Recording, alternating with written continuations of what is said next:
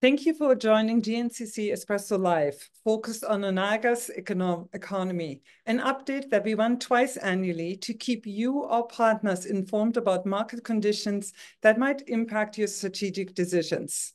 In looking at the end of 2023, Canada's economy had performed better than expected. It is proving its resilience with solid labor market performance and sustained population growth. At the same time, there are some concerning signs. Consumers are struggling with the impact of persistent inflation and high interest rates. Debt payments are having an impact on households, with mortgage interest payments having doubled since early 2022. The rising cost of living, increased housing mortgage defaults, soft investments by businesses, and labor challenges in key sectors keep economic growth low and impact our overall productivity. With this backdrop from a federal perspective, what is Niagara's economic situation? What do the stats of the past few months tell us about today? And what are some of the indications about the future? We are so pleased to have with us an expert in this field, the Manager of Economic Research and Analysis with Niagara's Economic Development Department, Blake Landry. Blake's primary focus on the economic development team is to oversee economic, industrial, and business research and analysis. He is a certified economic developer in Canada and holds a Bachelor of Arts degree from Brock University. He's a graduate and has a graduate certificate in public administration from Humber College and a certificate in economic development from the University of Waterloo. Blake, it's such a pleasure to have you with us today. So thank you from all of us. And our thanks also go to Niagara Economic Development Department, who's the power behind this webinar, and for their ongoing commitment to being data-driven and evidence-based in all decisions and providing the 12 municipalities of Niagara, as well as businesses with extensive services, which include encouraging investment in and travel to the region to attract and maintain increased jobs in Niagara, and to retain and grow existing companies, encourage new companies to relocate in Niagara. So thank you to all that Niagara Economic Development is doing. And Blake, thank you for being with us. And to all of our participants today, it's really glad that you could join us this morning. Today's format is meant to be a really interactive one. We have an overview, which will be provided by Blake, followed by questions, many of them that you have already shared with us in advance, but also we encourage you to utilize the chat function as we will try and are committed to getting to all of them. Please know that today's session is recorded and the recording will be made available to you following today's webinar. Additionally, if you would like to enable live transcript, you can find that option on your Zoom screen as well. So on that note, maybe I'm going to start out with a question to our audience, and that my question would be, are you optimistic about our economy? And I'm not sure if I could, if I would ask you to maybe look at a scale from 1 to 5, 5 indicating that, yes, you're very optimistic, 3 being somewhere in the middle, and 1 maybe being on the lower end. I really would like you, if you have a moment, utilize the chat function. Just give us a number from 1 to 5 and a sense of how you feel about our overall economy. And it would give us a great sense also as we're moving and passing this seminar. I'm going to now hand it over to Blake for an update, and then we'll follow up with some questions. So Blake, over to you. Very much, Mishka, and welcome everyone. It's a pleasure to be here. So what I'm going to do is share my screen now. Okay, so my goal this morning is to take you through all the key economic indicators for Niagara. So I'm somewhat optimistic in terms of what the near future holds, and I'll cover that in this particular presentation. So what I'd like to start with is inflation. So the Consumer Price Index is the most commonly used measurement of inflation. Here, this shows inflation for Niagara. And what we're experiencing here and what we have experienced is essentially the same as what has been experienced in Canada and Ontario. However, we see some positive developments in the near future. So right now, the national inflation rate is around 2.9%. In Niagara, it's around 3%, so on par with the national. And that's still higher than what the Bank of Canada would like to see. But that being said, the Conference Board of Canada forecasts that will return to a more regular rate of inflation around 2% by the second quarter of 2025. So that's really important because right now this is really influencing the interest rate. So we're at about 5% policy interest rate right now. A lot of us would like to be that to be lower, and for the reason that high interest rate is actually harming our GDP growth. So coming out of the pandemic, we actually saw a huge amount of GDP growth. And this is really driven by the pent-up discretionary income that kind of flooded the economy when things reopened. That also resulted in higher inflation rates. That being said, Niagara is forecasted to grow at a modest rate at about 0.4% over the next year or so. That's actually higher than Ontario and Canada in terms of the Conference Board of Canada forecasts. GDP nationally is really slow right now. So in the latest GDP figure for February was 0.2%.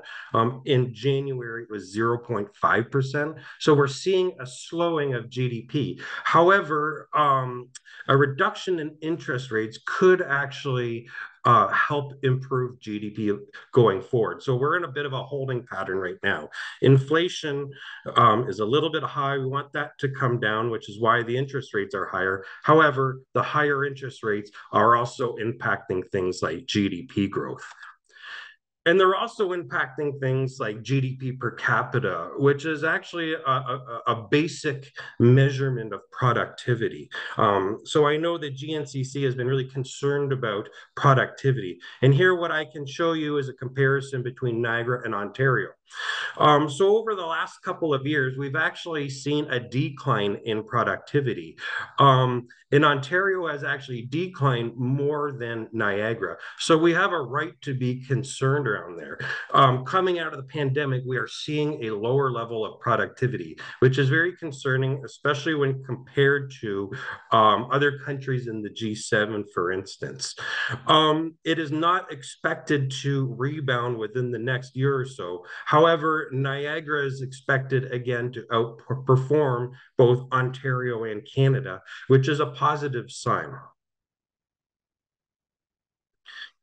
In terms of salaries and wages, so what I'm showing you here is all employment income in Niagara and compared to Ontario, divided by the employed population.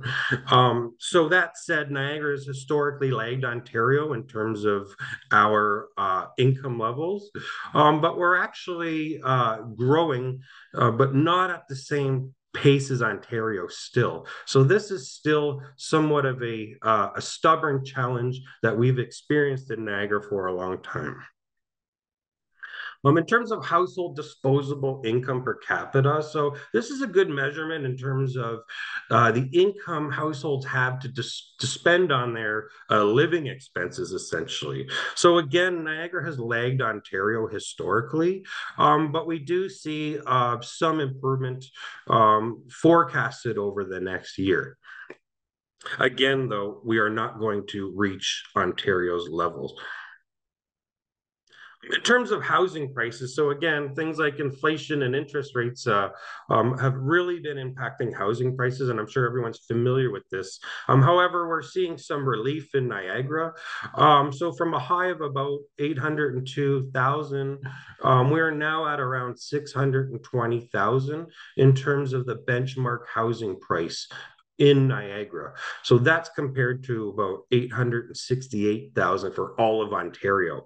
So relatively speaking, Niagara from by a house perspective, still performing well and compared to Ontario, and it's still somewhat affordable compared to Ontario. I'm not saying it's affordable for the incomes that we have in this region, but compared to Ontario, we're in a better position for housing affordability. In terms of retail sales, so coming out of the pandemic, retail sales, as I mentioned, was very strong. However, the impacts of inflation really took the wind out of the sails around retail sales. So we actually kind of reached a bit of a low in the second quarter of 2023. However, we're seeing gradual improvement now. It has not rebounded to pre-pandemic levels, but over the next year, we expect some momentum in regards to retail sales growing again, which is good. With the reduction of inflation, with the reduction of interest rates, we're going to see more discretionary income in the economy, and that's money that people will use to buy things like discretionary goods, and that's really going to help improve retail sales over the next year or so. But at this point right now, we're in a bit of a tough spot.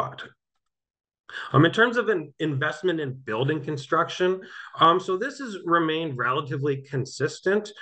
In regards to residential, it remains consistent around that 270 million mark. So that is good. I would like to see this a lot better. I would like to see more of a hockey stick graph of more growth because we need more housing. We're in a crisis point in Canada.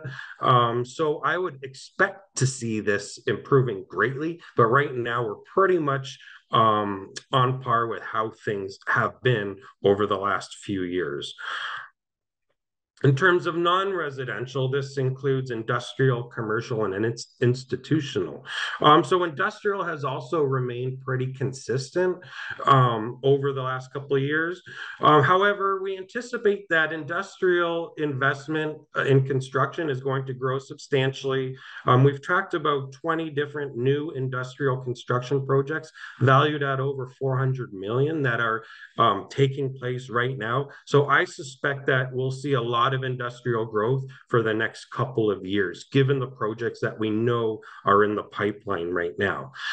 Coming out of the pandemic, the commercial sector took a really big hit. We saw a massive decline in investment in commercial construction, specifically in the office space sector. So we essentially have almost zero office projects happening in the Niagara region right now, but we still see some strength in the retail construction. In terms of institutional, so that would be government-oriented building construction. We've seen a steady decline. However, this is not necessarily a reflection of the market. It's just that we have fewer projects being built now than we have had over the last couple of years. So previously, projects like the Canada Summer Games Park and other public infrastructure projects really kind of buoyed that statistic. But at this point, it's holding at about 38 million. In terms of international trade, so I was really hoping the 2023 data was available for today, but it looks like it won't be available until the end of this month. But again, this is something I don't like to leave out just because Niagara is a binational trading region. We're one of the few regions in Canada that has a net trade balance of multi-billions of dollars. We're seeing a heck of a lot of growth in terms of our transportation infrastructure with facilities like the Thorold Multimodal Hub, investments along the canal, such as new wharfs. And so that type of trade infrastructure has really helped buoy our position in terms of international trade. So in 2022, our total exports were valued at about 8.2 billion, and that's more than they've ever been. While our imports were valued at about 3.1 million. So imports have remained consistent. Exports have grown substantially. And our net trade balance in 2022 was 5.1 billion. So that's 5.1 billion coming into the economy that wouldn't have been coming in otherwise, and supporting a lot of the other service-oriented sectors that we really rely on in Niagara from an economic growth perspective. In terms of business count, so coming out of the pandemic, we did lose about 400 employer businesses. However, we regained them. Sorry, I meant during the pandemic, we lost about 400, but we regained them rapidly and we continue to add on many new businesses. So between 2023 and 2024, we added almost 200 employer businesses, and we added about just shy of 3,000 non-employer businesses. So those would be your entrepreneurs, self-employed contractors, and other people operating businesses that don't necessarily have employees. But that's good because those businesses often start like that, but then eventually grow into employer businesses. So the entrepreneur culture seems to be still quite healthy in Niagara, given some of the challenges we're seeing around inflation and higher interest rates that are making it more expensive to get into business. That doesn't seem to have slowed down business creation. So now I'm going to talk about labor force and employment. So this is where I'm seeing some of the biggest impacts of things like higher interest rates and higher inflation. So coming out of the pandemic, we saw employment growth, labor force growth like we hadn't seen in a long time. So I believe we reached at one point a labor force of about 240,000 with employment of about 230,000. However, more recently, we're seeing this soften up substantially. So right now, the seasonally adjusted unemployment rate for Niagara is 7.6%. Like coming out of the pandemic, it was lower than 5%. So we're seeing more and more people unemployed. And I directly attribute this to the macroeconomic conditions that are affecting business investment and things like productivity. A lot of people are waiting for lower interest rates. Who's gonna make huge investments in critical infrastructure and other services and things, if you know that the price of money could be coming down in the next number of months? So I attribute some of the slowing in employment and labor force to those macroeconomic conditions. But again, I believe that when we see the interest rates start to come down, I think psychologically that will encourage businesses to make investments, to hire more people, and to start growing jobs in the region. Niagara is also a seasonal economy, so I also expect that as we enter into the warmer months now, we're in May, so I also suspect that's going to help buoy employment in the near future. In terms of the unemployment rate, so I mentioned we're at about 9%, or sorry, at 7.6% right now. That's actually a bit higher than we were in Q1 2024. So it's been ticking up gradually since Q1 2023. And as I mentioned, I believe that's directly related to things like businesses not investing because the economic climate is just not conducive yet. But that said, Bank of Canada is expected to lower the interest rate soon. I don't know if it would be in June now, because we actually saw limited GDP growth in February. But possibly by July is what I'm reading. So we're watching indicators such as the GDP growth and inflation very closely, because that'll have a direct impact in terms of the actual jobs that exist here in Niagara. Something else I'd like to mention.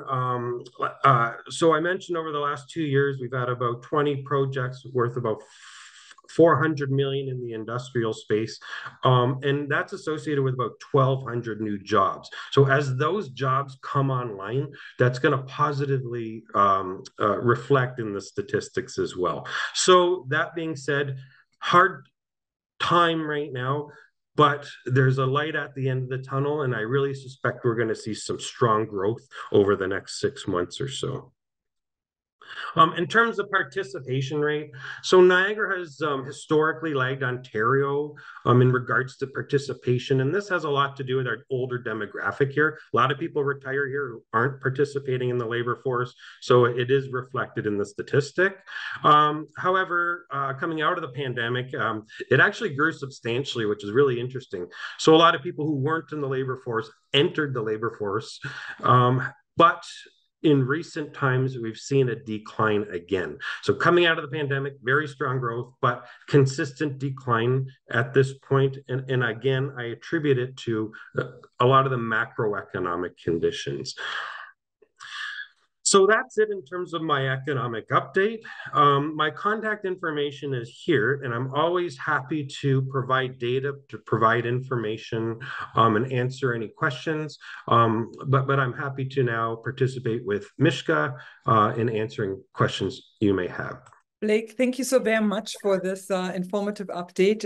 It's always good to see the numbers behind some of the headlines that we read or the conversations that are taking place around board tables and in offices, and that are really shaping businesses and the strategic decisions that they are making at this point. So thank you so very much for that. I wanted to also let all participants know that by looking at the feedback to my question early on and how positive you feel about or how you feel about the economy, overall, on a scale of 1, maybe not that really good, and 5 being feeling really good about it, it seems like the people who are attending today are a solid 4. And so that is really, really good to see. And it's also appreciative to see what has shaped some of your perceptions at the same time. And some of you have actually looked at the amount of building in Welland. That is really impressive, that you look at and saying it's really an economic driver. It's really changing your community that you have and that you see. And so we really thank you for that feedback that we're getting from you, because it gives us your impressions shape your decisions likely too. And combined with the data that Blake had shared, I think it's we're in a really good place overall. So there have been a number of questions that have come in, and we will get to all of them in about a second. But I wanted to maybe start out, Blake, with one particular question that had come in from a number of people who are actually unable to join us today. But they had this specific question, and they said, what are the key indicators that you personally look at to assess the overall health of the economy? And what do they currently suggest about the economic state of our region right now, or of our country or province? So it's really specifically saying, like, here are the 2 or 3 things that I keep my eye on at all times. Okay, so I just presented the key ones that I actually look at on a very regular basis. But in terms of day to day, I really look at employment and labor-oriented indicators, because that's where we have the most robust data that's available on a monthly basis. So being a regional economy, it is difficult to get real granular data at this level. However, Statistics Canada does an excellent job of collecting and publishing really good labor-oriented data. So that would be number 1. Number 2, I look at investment in building construction as well. So I covered that one. One thing I should mention is that all of the financial figures I shared are all adjusted for inflation. So it shows real growth. So in my role in economic development, working with industrial investors, working with those types of companies is pretty much our bread and butter. So I really like to look at what is the investment climate looking like. And again, that is another indicator that's released on a monthly basis. So we get almost real-time insights in terms of what's happening like on the ground. So those I think are really good. Some of the macroeconomic indicators that I've shared are only actually released twice a year. So it doesn't give you as much real-time insights in terms of what's happening in the economy. And that would be a lot of the forecasted data that I shared. In that said, GDP growth, so I look at national GDP growth, I look at national inflation as well, because all of that stuff's going to influence the Bank of Canada's decisions, which will impact essentially every business business and every individual looking in, working or existing in this country, because everything from your own personal finances to, what you will spend money on, to all of those characteristics are impacted by those national statistics. So those I look at commonly, and those are all kind of monthly indicators that are really indicate, the health of our economy. Thank you so very much. I'm actually going to follow up on the two on a local level, regional level, that you actually always look at, one of them being labor stats and the second one being from a business investment point of view. There's a couple of questions that have come forward and wondering if you can give us a little bit more of an insight when we look at the labor trend that we see. We are currently running at a 7.6%, I think, unemployment rate you mentioned. Not sure how that compares to 2019. I think it was lower at the time before we went. I think it was right around 5 something at that time. But when you look at the labor trends that you see, what are some of the things that you're observing? And I was wondering, sorry if I put you on the spot, but are there any demographic like variances that you see that surprise you? When we can hear from people, is there an impact on the younger demographic? Is it the older one? Are certain sectors more impacted than others? I was wondering if you had a moment to just saying, here are some of the overall trends that I'm seeing or the movement that I'm seeing in the labor market. So the overall trend coming out of the pandemic, we saw a lot of people flood back to the labor market, so joining the labor force. That can also be attributable to a lot of in-migration. So in-migration is really supporting a lot of our labor-oriented statistics as well. So there's a lot of people moving into Niagara. So it's very dynamic at this point. We have an aging demographic, a lot of people leaving the labor force. We have some challenges around, inflation and interest rates that really affect the service economy as well, which is very important to Niagara. And then we have an influx of people between the ages of 35 and 45 coming into the region at a very rapid pace. So we do have the population growth very strong, but it becomes difficult to understand what are the particular things that are specifically affecting this or that. So we don't have the data to drill down to some of that granularity. But that being said, it is softening up. So as I mentioned, I think the macroeconomic environment is really negatively impacting employment and labor force right now, because it was very strong before the pandemic. It got even stronger coming out of the pandemic. But now with these macroeconomic conditions, that's the only thing that tells me that this is the reason for a decline in employment, But again, I think that's going to rebound really quickly, especially with this business confidence. So you mentioned people gave it about a rating of 4 out of 5. I know some of the business confidence surveys out there showed also a positive outlook. So I actually think this will result in improved employment conditions in the near future. So the psychology of this actually directly translates to jobs and investment in that sort of thing. So that's why things like business confidence are so important to watch as well. It's not published on that regular of a basis, but when it is, it's very important information, because it'll show you, what we can expect, some basic predictions into the future. And I think that some of the forecasts that I shared are in line with the business confidence that we've been hearing about over the last month or so. Yeah, I think it's excellent. It's a great point. You brought up two things about business confidence, and I wanted to mention that just as a chamber, we are members also of the Ontario Chamber of Commerce, who annually actually publishes a report on business confidence, the likelihood of them investing, how positive they feel about it, things that they would like to see. And if anyone's interested in it, it can be found on our website at gncc.ca. Maybe we can even have a link here in our chat on this. You mentioned population growth, and it's hard to just let it go. So Blake, I'm going to ask about this one. We have, and the province has set kind of a target for Niagara, where we're seeing a significant increase of about 35% over the next 25 years to 30 years. This is huge for Niagara, that has not seen such rapid increase in the past, has not experienced it. We're currently, Stats Canada, I don't think has confirmed it, but we're hovering at around 500,000 from a population size of it. How is this happening, impacting our labor force? Where do you see this change in population and as well as in our economy impacting us? It's a great question. So right now in 2023, post-census estimate has us at 501,000. So we've surpassed the 500,000 mark in Niagara. So, the 2021 census has had us at about 477,000. So it shows you in a few years, we've gained over, about 25,000 people or so. And that's going to continue. We need that growth. As I mentioned, we have over 20 industrial projects, over 1,200 new jobs that have been announced. That's public information. And where do those people come from?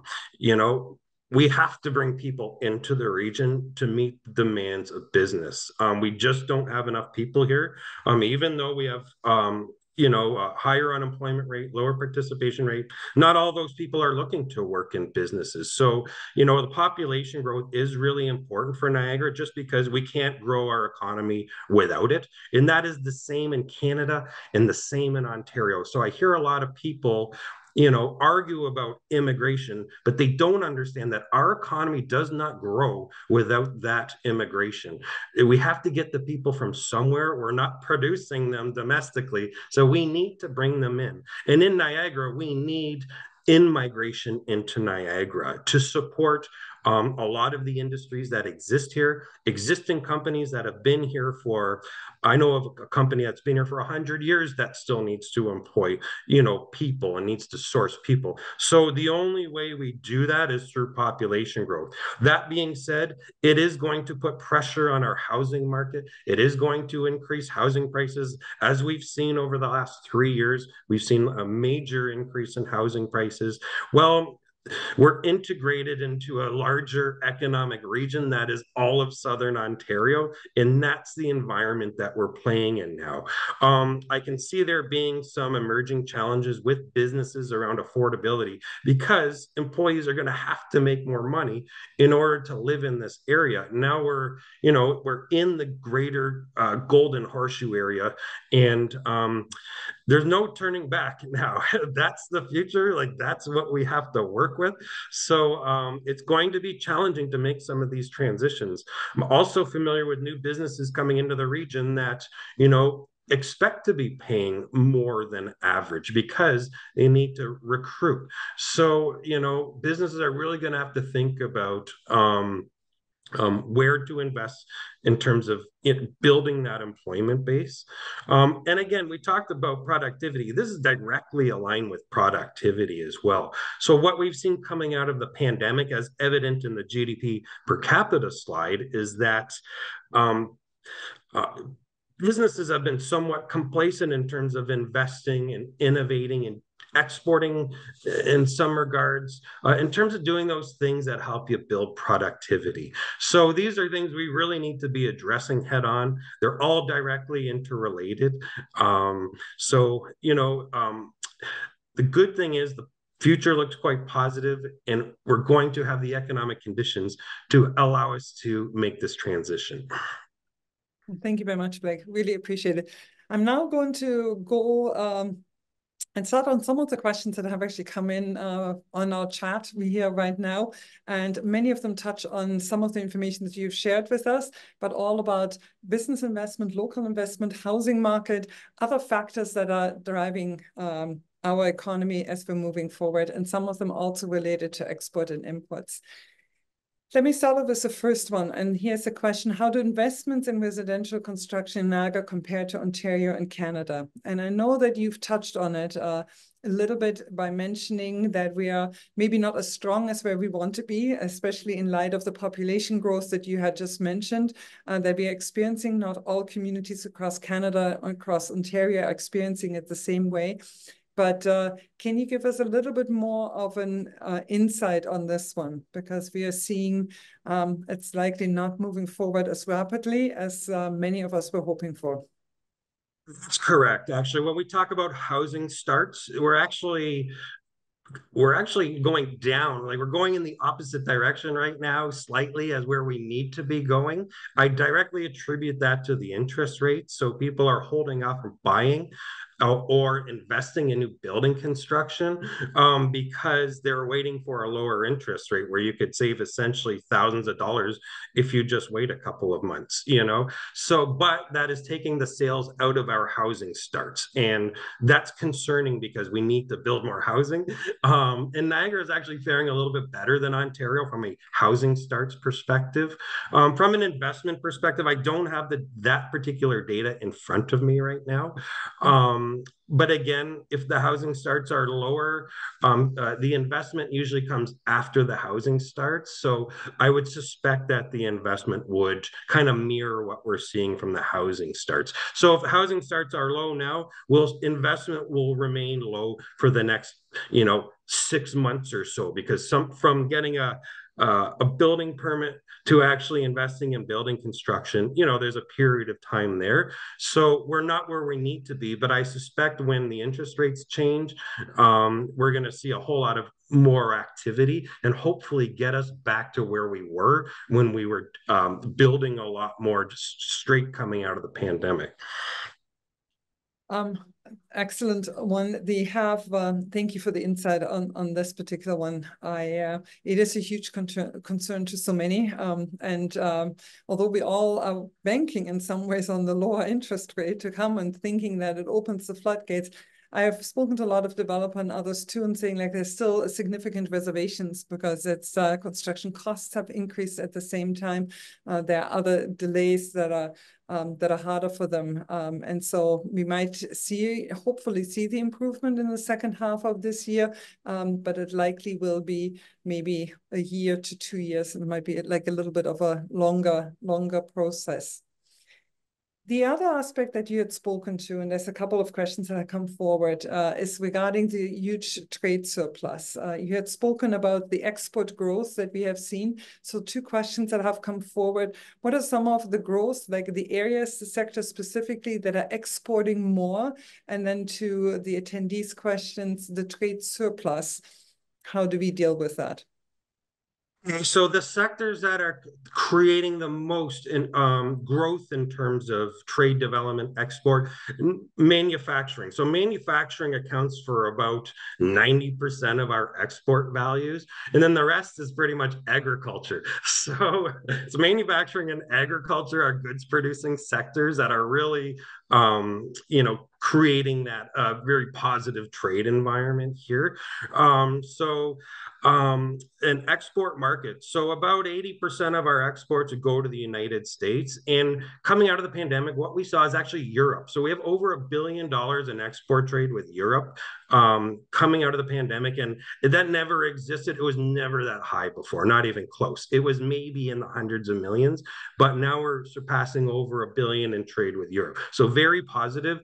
And that kind of coincides with a lot of interest, a lot of the trade interest that we're seeing in Niagara as well. European companies looking here. Like we participate in a lot of this international business development stuff. So it does make sense to me.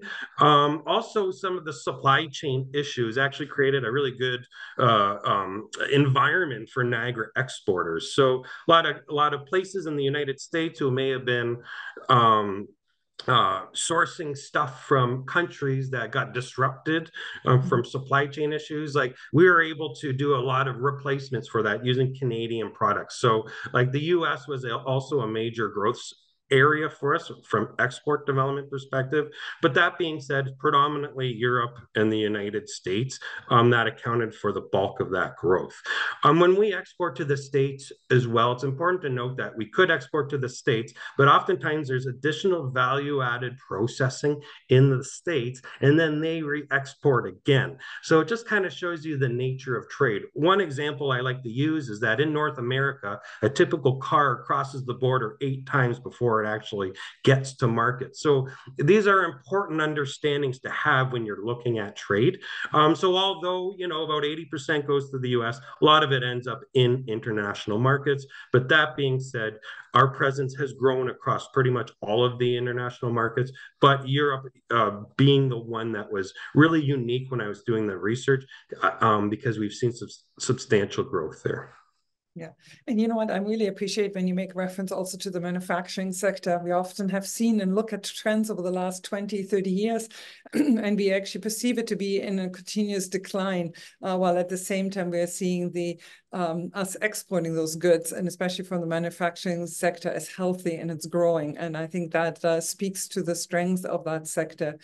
While talking about exporting, you also mentioned the agricultural sector, and one of our participants is wondering if there's any other information on the agricultural sector here that is maybe worthwhile for those people in attendance that maybe are working with it or working in the sector, that is worth mentioning when it comes to Niagara's agricultural sector. Do we see growth in it? We see often land usage questions around it, and overall productivity and changes, but I was wondering if you could touch base on that sector.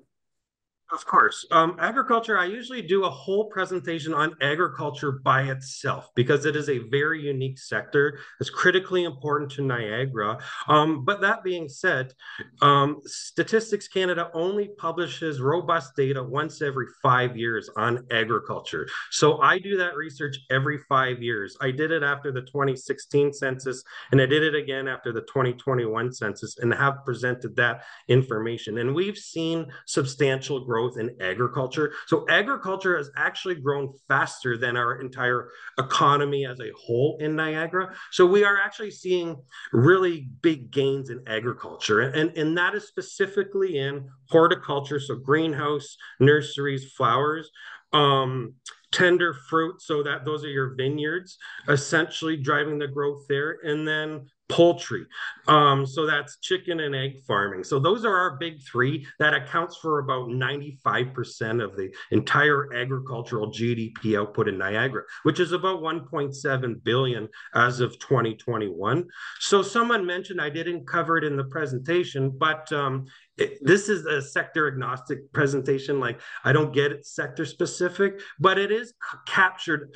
The construction activity is actually captured under commercial in that particular slide. So when StatCan looks at agriculture investments, so if someone's building a greenhouse or a barn or some other type of agricultural building or facility, that gets captured in the commercial statistics, just so the viewer knows that it is in there. I just didn't specify that on that particular slide. But that being said, I did a very robust study on agriculture, the Niagara agriculture profile, that looks at the economic impact across all of the different facets of agriculture, and then every single municipality in Niagara. So that's another really important point, is that agriculture is different throughout Niagara. So North Niagara is different than South Niagara. East Niagara is different than West Niagara. So when we look at agriculture, it's important to think about it that way. So it's easy to say, overall, greenhouse, tender fruit, and poultry are the big economic producers, but in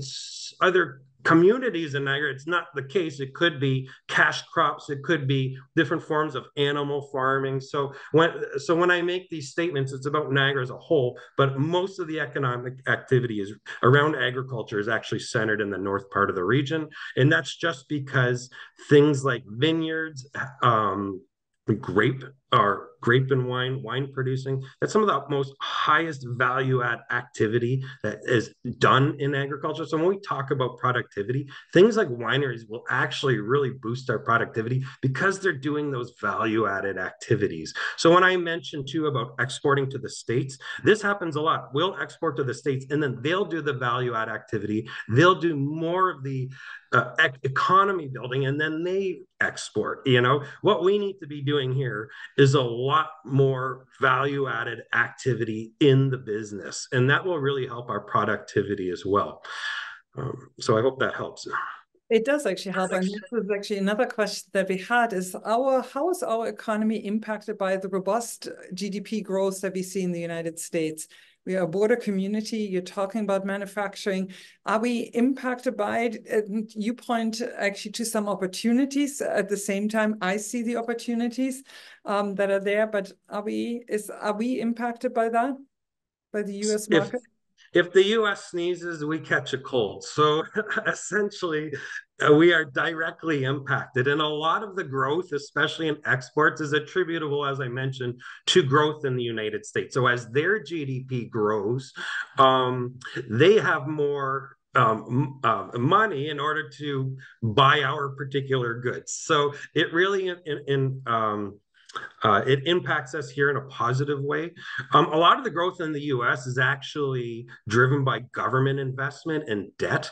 So it's improving their GDP growth and their productivity, but they also have a much higher debt burden than we do as well. So it's really a balancing act in that respect. But we are benefiting from their high levels of debt because it's creating a market environment where businesses are investing and we're benefiting from that. Yeah, I hear this all the time from our members as well, and what impact it actually has on them and the opportunities that arise because of that. There was one question in our chat that actually talked about if the data that you have shared here today is available for individual municipalities. I know it is. It is available as such. Blake, with those individuals who are interested to seeing how this data reflects in their own community, is it best for them to go to their own active departments or lean on you? Actually, I need to correct you. It is not available at the local municipality. So it is the macroeconomic data that I shared is available at the census metropolitan area level, which is the economic region. Does not include Grimsby or West Lincoln in Niagara, but that is how the data is packaged and available. So all the labor stuff, like real current stuff, is available at that level. They can get data from the census 2021 census profile, but that's more demographic data, and there's post-census stuff. So demographic data, yes. Economic data, no.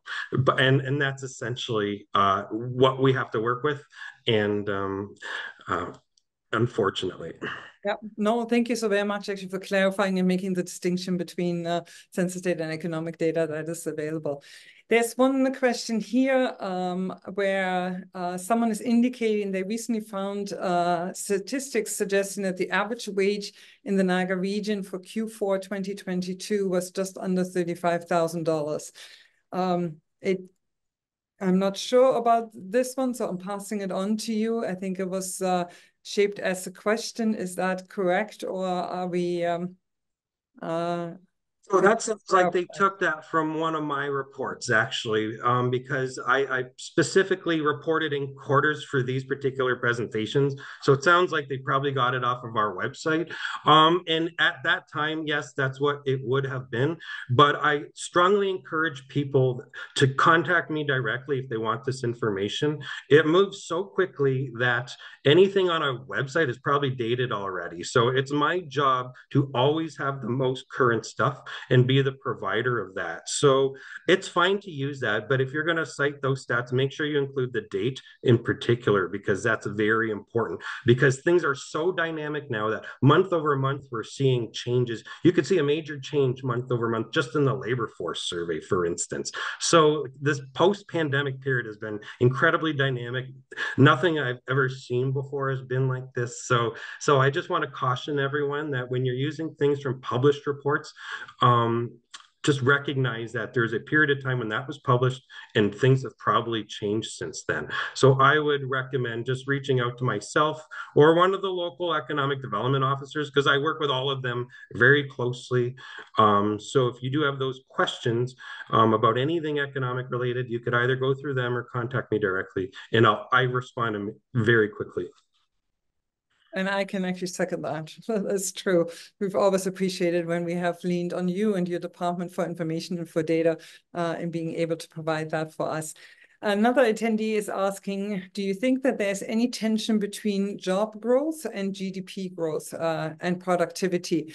And groups like CCI are pushing tech-friendly policy, but those industries do not necessarily drive job growth at the same degree as they drive GDP growth. And I think it's a great question. Actually, I prepared some information before today, just coming here looking at GDP growth by sector and employment by sector. And that person is correct. We could see high GDP growth, but not necessarily have that reflected in employment. So they are correct. There is some correlation in the goods producing sectors in particular, such as like manufacturing, agriculture. So we see a little bit more of a correlation there, but not so much in the service oriented sectors. So for instance, in terms of total GDP growth in Niagara, in terms of the sectors that led that over the past year, that would be arts, entertainment and recreation, accommodation and food services, healthcare and social assistance, wholesale trade, transportation and warehousing, utilities, and then education. So that's really what drove our GDP growth over the past year, but we don't necessarily see that employment growth. So now these are where we've seen the bulk of the employment growth would be in other services, public administration, finance, insurance, and real estate, business support services, construction, information, culture, and recreation, and transportation and warehousing. So there are some consistencies there, but they are not the same. So you can't really equate GDP growth with employment growth. There's a lot of other things that affect both. Thank you so very much. Really appreciate it. And I appreciate also from all of our attendees and participants in today's webinar, your active participation actually in bringing forward your questions. It always allows for a great dialogue, and that is really appreciated. One of the questions we had is, what do you think are the major risks or challenges that our economy is currently facing? I know and you mentioned a couple of the areas of the high interest rate, the hovering around inflation that is there, the low start of construction and housing, and likely I would also look at that the resistance from businesses to invest right now in our economy. But those are key areas that are impacting us. We often think with, and you and I just spoke about it too, that maybe with a lowering of the Bank of Canada or the interest rates, we will see a change of it. Is that the number one driver that will drive our economy forward, that will improve our productivity? Is that what we need to see? Sorry, can you just repeat the basic the premise of the question? No, it makes sense actually. The major we talked about, and this is a question that has come forward, the major risks and challenges that our economy is facing. And we had listed and looked at a number of the factors. You had mentioned a number of the factors. And then the question that came out of it was that, is it like the actions of the Bank of Canada or fiscal policies and guidelines that are there, is that the major driver right now? Or do we really need to see maybe more that we see in the States, where their government is investing more to really make a change and improve our productivity and change our economic trends that we have? So in terms of the interest rates and inflation, like I believe that is being handled now as best that it can be. So that doesn't concern me that much. Like the forecasts look good. We are still in line with meeting the forecasts. So, we're performing as expected right now. But you hit the nail on the head. Where myself and a lot of people in economic development across the country are really concerned is the productivity issue, just businesses and governments too, because it's not just businesses that need to be more productive, it's governments as well. So I believe that is the biggest challenge. Those other things, we can deal with those other things, and it's by design. This economic slowdown right now is by design. But one thing that's not by design is the lack of productivity that we're experiencing here. And what we would need in order to change that, better investment. So the federal and provincial governments have invested in these things, but I think it needs to be better in terms of efficacy and getting that return on investment that we really need. And I suspect things like business investment in technology and equipment, more investment around innovation and research and development, Scale and market size in Canada is an issue as well. So Canada is a relatively small population compared to the US. So our companies have to compete with US companies, but our immediate market is only 1/10 the size of theirs. So that makes it real challenging for Canadian companies to actually grow and expand within this competitive environment with our neighbors to the south. Human capital and skills mismatch. So that's another big thing. The economy is transitioning so rapidly that the jobs we're going to need in 5 years that we're going to need to fill don't even exist yet. And I can say this based on a lot of the industrial investors that we've worked with over the last couple of years. So a lot of them are going to have to train like within their own business because there's no real post-secondary training that's going to make them directly employable. So businesses are going to have to put a lot of money in human capital into accommodate for the skills mismatch. In Canada, our economic structure also affects our productivity. So I mentioned before, we don't do enough value-added processing and manufacturing here. Manufacturing is strong, but oil and gas and those types of commodities really drive our economy here. But they also make it somewhat difficult to be more productive. If we're really dependent on those sectors, we're not doing any value-added processing. Well, that's not helping. So what we need to be doing is thinking about where we can be doing some of these activities. And I would even say every business could think of something quite simple to be more productive in their day-to-day and to support the bottom line, allow them to employ more people. But it's just a matter of kind of figuring that out. I know I'm maybe simplifying it. It's a lot more challenging than that, but everyone has the power to address this, governments included. Government's probably number one who should be thinking this way, shouldn't be saying, oh, here's all these programming, but not looking at their own effect on the regulatory environment, infrastructure, transportation. So governments have a major role to play to ensure that the environment is conducive to more productivity in Canada. And then again, things like demographics affect us as well. Canada is one of the countries that have baby boomer demographic, and although they help build the economy here, when they're not participating anymore in the labor force, that also affects our productivity as well. So that's why immigration is also very important. Another thing I'd like to mention around immigration is that we're bringing in record numbers of immigrants right now, and I support that. I think that's great. But where we fail is integrating those immigrants and helping them understand how to navigate the employment culture here, economic opportunity, all of that sort of thing. So there used to be programs funded by various levels of government to help with like mentorship, integrating these people, but a lot of those don't exist currently. So the one that I participated in is no longer funded. So those were very successful programs at that time. And I think this is key to solving the productivity issue, is that when we have new immigrants, we need to be able to quickly integrate them and make sure we're maximizing their economic value here. Just one last point, some research I did a number of months ago indicated that it takes about 4 or 5 years for a new immigrant to realize their full economic potential here. So if we're measuring productivity as GDP per capita, if it takes 4 years for someone to reach their full economic potential, then it's obviously going to affect our productivity from a statistical perspective, because we have more people, but they're not producing more until they're here for 4 or 5 years. So what we really need to do is improve that entire system in terms of how we integrate these people, because we need it. If we don't have the immigration, our economy goes, we don't have GDP growth. So we essentially need it and have to get better at it.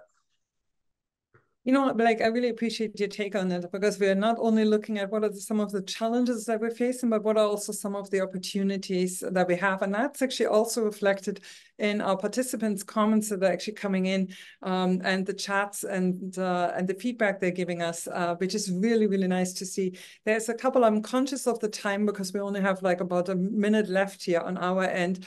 So thank you for your kind comments about that. The information was good and really interesting.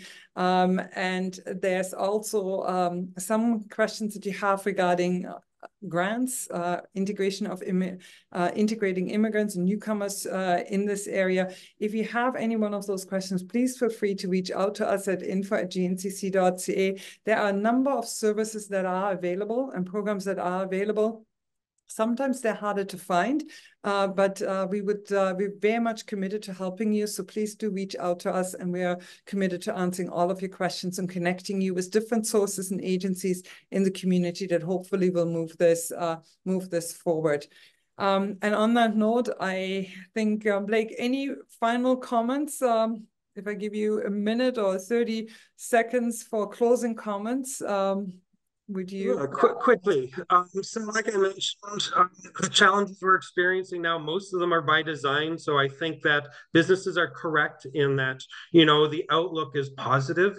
I really feel that in terms of our work on a day-to-day basis in economic development, working with businesses and like seeing the investment firsthand that a lot of people in the community may not see. So I think we're in a positive position right now, and I expect to see more positive outcomes over the next 6 months to a year. And I'm really happy with the questions. They're very good questions and really help me elaborate on some of these things that we like to talk about and share, so that everyone kind of has a similar understanding and can share these ideas, and we can all learn together. So thank you very much. Yeah, and thank you so very much for your expertise in all of those areas and your feedback and input. It makes us better when we can make decisions based on data and facts and have a better understanding. And plus, it gives us also the optimism to saying that actually it's worthwhile investing in the community, or what are the obstacles and barriers that we have to overcome them. I also encourage everyone on this call to subscribe to our daily update. It lists a number of grants, programs, and other things that are available to you at any time. You would receive that 5 days a week, and it has those resources that I mentioned that have been critical to many organizations. So, Blake, from all of us here, including attendees, thank you so very much for all the information and for giving us this last hour. And our thanks also go to Niagara Economic Development for being the power behind the conversations that took place today. And to attendees, thank you for your engaging questions. It's greatly appreciated. If you have any topics that you would like to see covered in the Lunch and Learn, just let us know. And we are committed to getting to those topics as well. So thank you and have a great day.